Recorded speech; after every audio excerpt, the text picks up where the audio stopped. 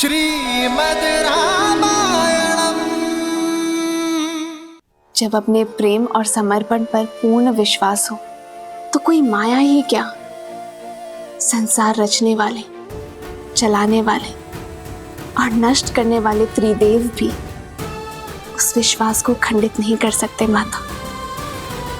सारे संसार को उसके सामने नतमस्तक होना ही पड़ता है। तुम अद्भुत हो सीता, तुम्हारे आचरण और तुम्हारे विचारों ने मुझे जीत लिया है। तुमने अपने लिए मेरे मन में एक विशेष स्थान बनाया है सीता। मैं तुम्हें कुछ देना चाहूंगी।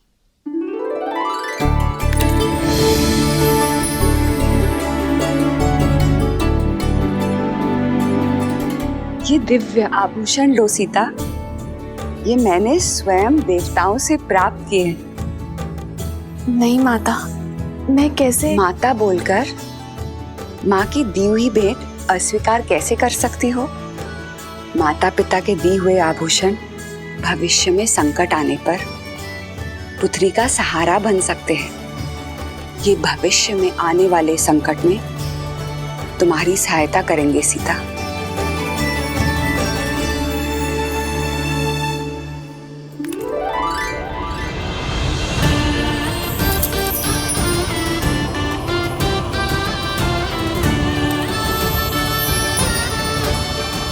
साक्षात देवी लक्ष्मी का अवतार लग रही हो।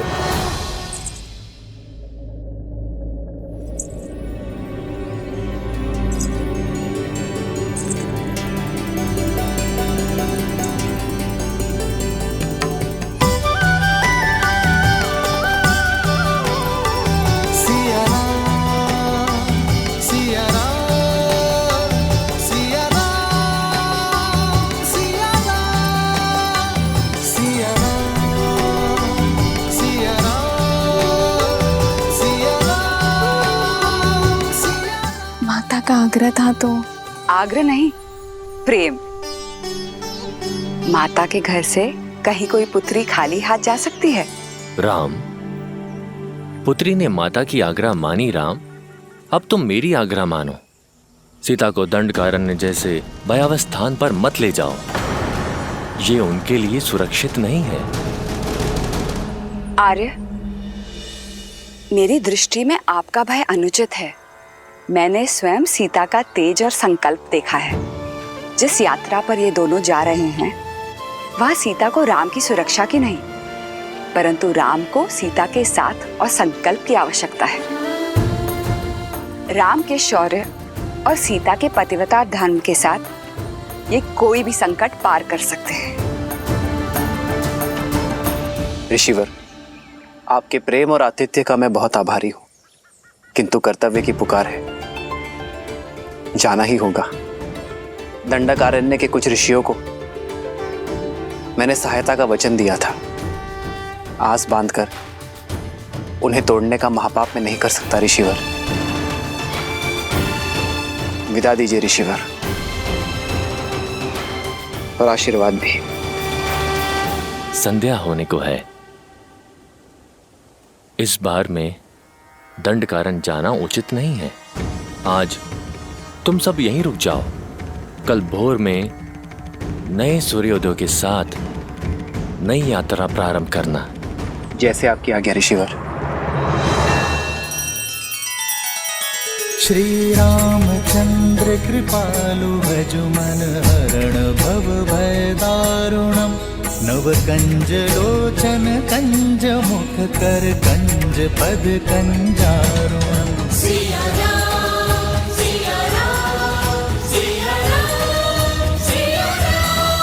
आदर्श और मर्यादा की है ये कथा महापावनम।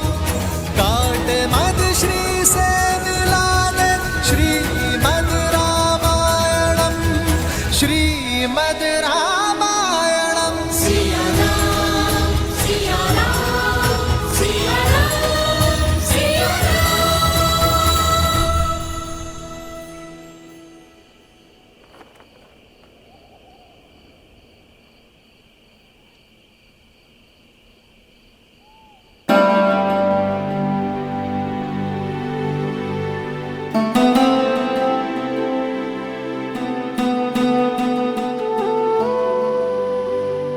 आज मेरी सीता कहीं खो गई थी।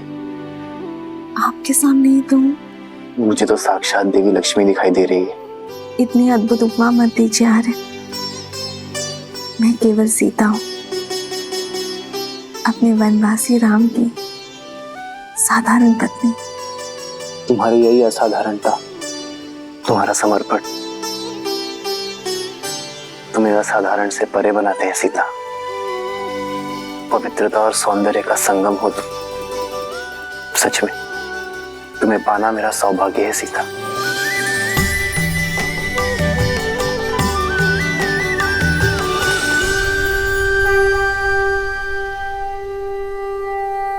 विजयी भव। आयुष्मान भव। राम, एक माता की ये सीख स्मरण रखना, लक्ष्य जितना बड़ा हो मार्ग उतना ही कठिन होता है। अपरिचित संकटों से घिरा है वो स्थान। तुम तीनों की सतर्कता और साथ यही कवच है। एक पल के लिए भी कोई असावधानी मत करना। अवश्य माता।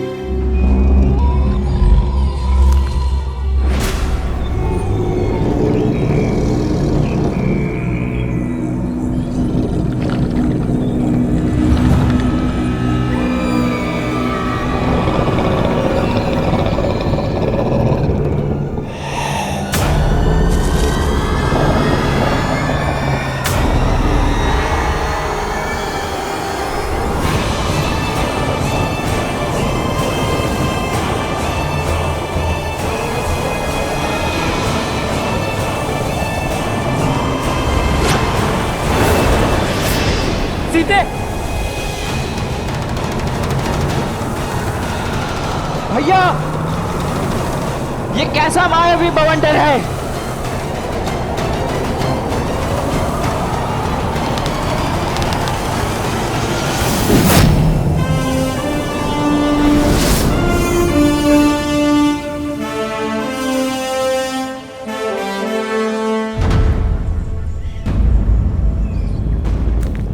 भैया, वो देखिए।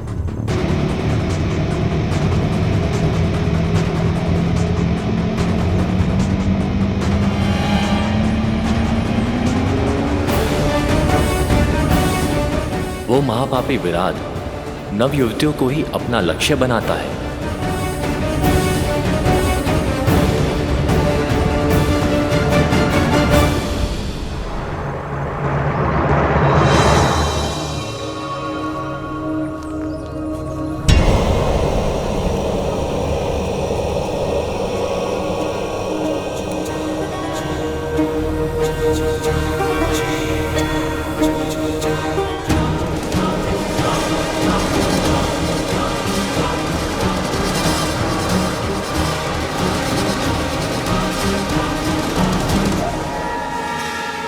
घर की सेना के अंग विराट के आतंक से संपूर्ण दंडकारण्य दूषित है।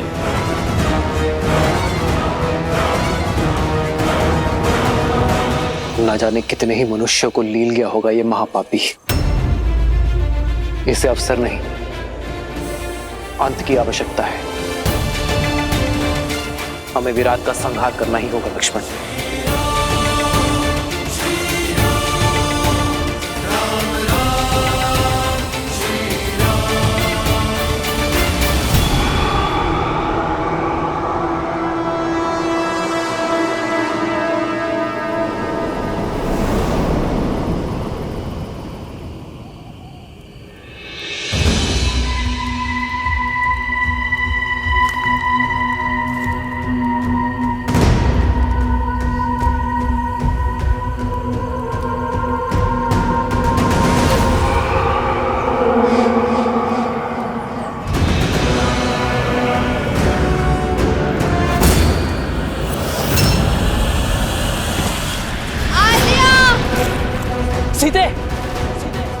श्री राम, भैया लक्ष्मण रक्षा कीजिए।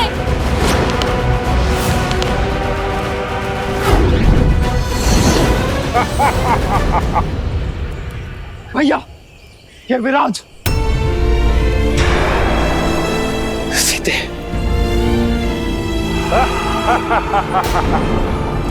आद्या, भैया लक्ष्मण रक्षा कीजिए।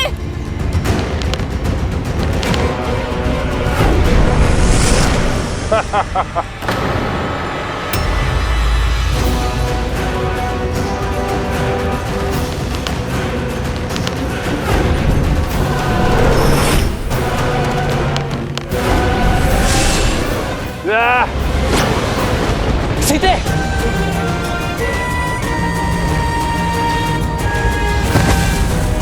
सीते। उठो सीते।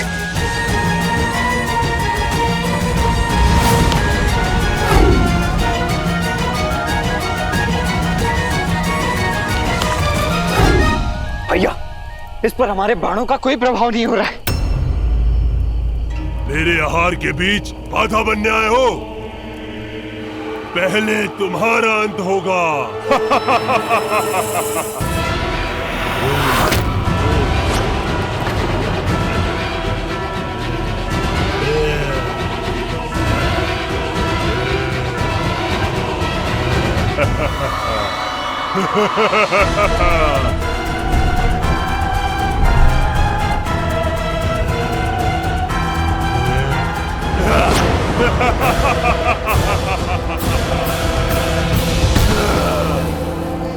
बड़ा दुखदाई और कष्ट भरा अंत होगा तुम्हारा।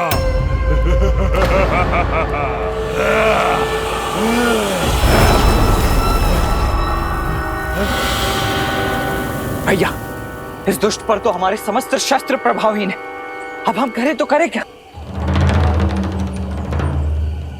एक वीर का सबसे बड़ा शस्त्र स्वयं उसका बल होता है लक्ष्मण। लक्ष्मण, मल्ल युद्ध का प्रशिक्षण स्मरण है ना?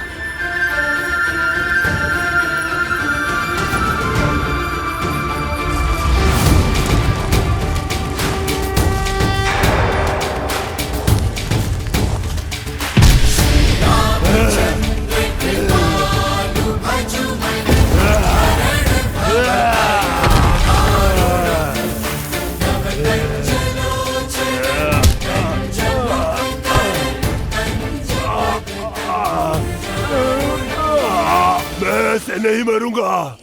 मुझे श्राप मिला है। मेरा मोक्ष ऐसे नहीं होगा। कोई लाभ नहीं है इस सब करने से।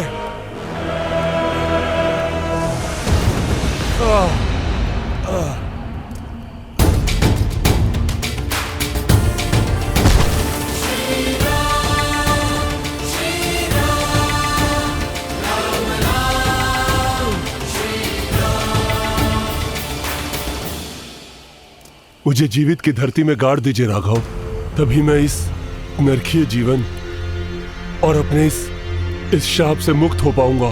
कैसा शाप मिला है तुम्हें विराट? अपना परिचय दो। मैं टुमरू हूं, एक गंधर्व जो श्राप के चलते इस राक्षस रूप में आ गया। काम के मध में चूर होके मैंने कुबेर की पुत्र वधू रंभा पर कुदृष्टि डाली थी।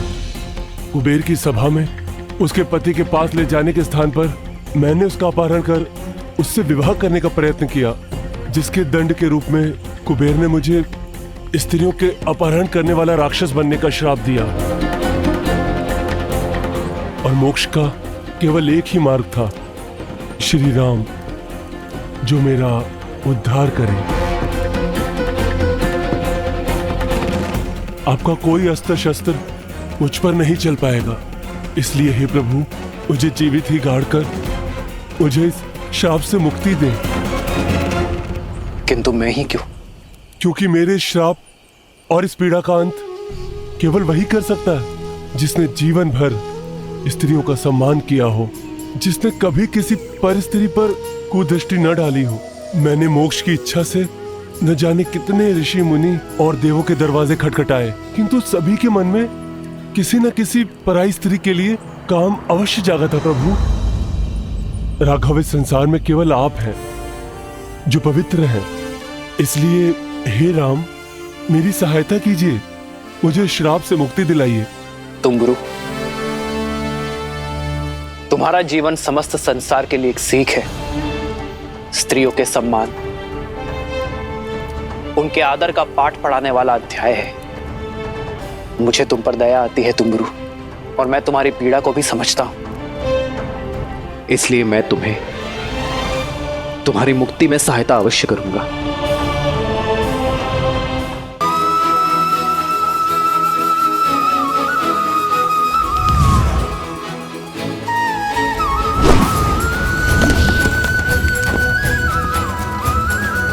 आदर्श और मर्यादा की है ये कथा महापावनम। काटे मद श्री से मिला ले श्रीमद् रामायणम, श्रीमद् रामायणम, श्रीमद् रामायणम। अब धन्य है मर्यादा पुरुषोत्तम राम, आपने मुझे मुक्त कर दिया। मैं एक गंधर्व हूँ, संगीत ही मेरा जीवन है और मेरा धर्म भी। अब मेरा संगीत सदा आपके ही गुणगान गाएगा। अब आप दक्षिण दिशा में पंचवटी की ओर प्रस्थान कीजिए, अगस्त ऋषि के आश्रम की ओर। दंडक में राक्षसों का आतंक है और राक्षसों का राजा है महाबली लंकेश रावण। रावण के अधर्म और उसके अत्याचारों की कोई सीमा नहीं है। इस दंडकारण्य में न जाने कितने मानव भक्षक छोड़ रखे हैं उसने।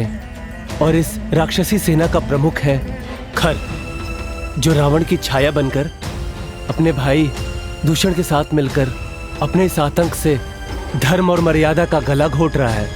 अधर्म और पाप के इस जाल से बचने के लिए, धर्म और पुण्य की स्थापना के लिए प्रभु आपको ऋषि सरभंगा के मार्गदर्शन की आवश्यकता है। वही आपको ऋषि अगस्त तक पहुंचाएंगे।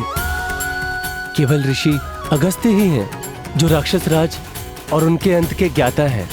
शीघ्र जाइए राम, ऋषि सरभंगा के जीवन की डोर को आपके दर्शनों की आस ने ही थाम रखा है। फिर तो हमें इसी क्षण निकलना होगा।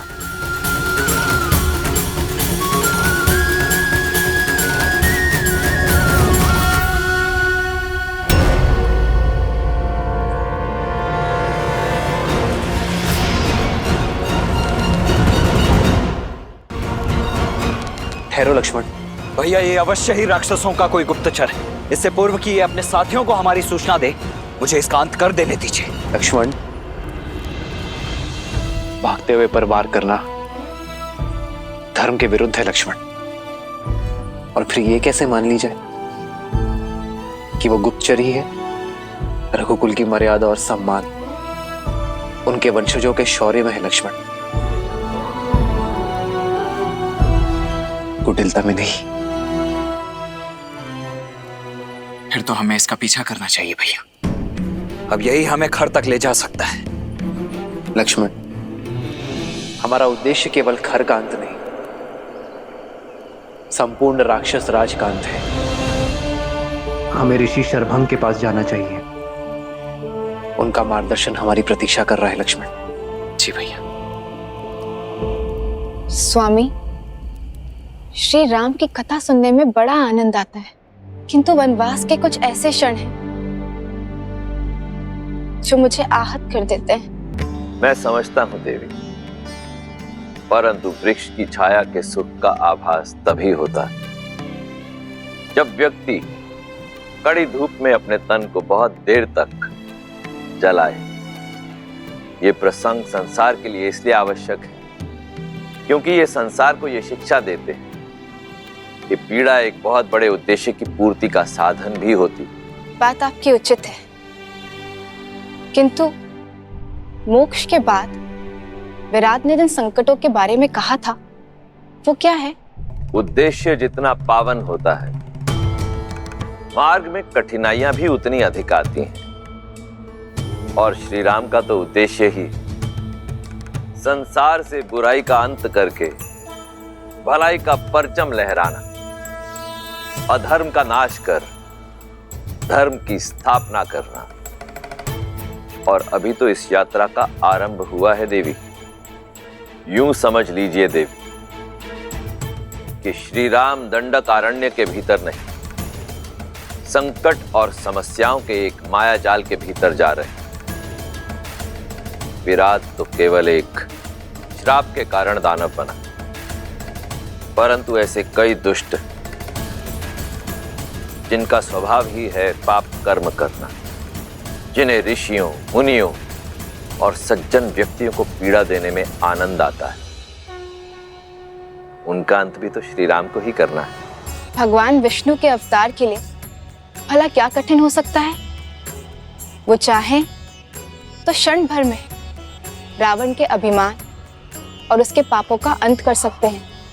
देवी, यदि रावण की शक्तियां असीमित हैं, उसका सैन्य बल अतुलित है, तो सामने भी नारायण है जिनका तेज अलौकिक है, और उस तेज के सामने इस ब्रह्मांड में कोई टिक नहीं सकता। परंतु ये मत भूलिए कि इस समय राम के रूप में नारायण मनुष्य रूप में अवतरित हुए, और उन्हें जो भी करना होगा वो मनुष्य जीवन की सीमाओं में बंधकर ही करना होगा, मर्यादा में रहकर करना होगा, क्योंकि ये मर्यादा ही तो है जो श्री राम को इस धरती लोक का निवासी बनाती है, मनुष्य बनाती है। वो मनुष्य जिसे पीड़ा भी होगी, जिसे कठिनाइयों का सामना भी करना होगा, जिसके शत्रु भी बनेंगे,